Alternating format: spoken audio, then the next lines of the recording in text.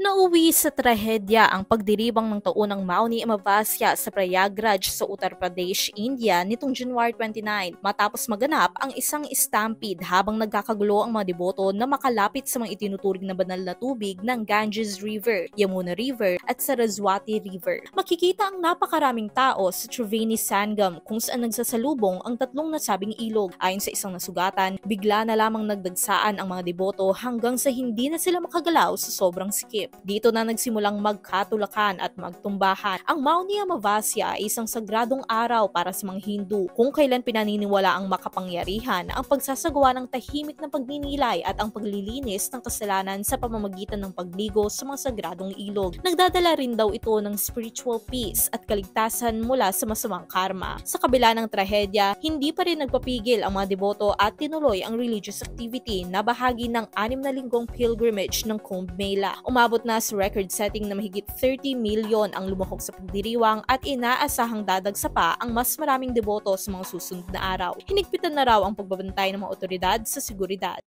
Para sa iba pang content, i-follow lamang ang social media pages ng News 5.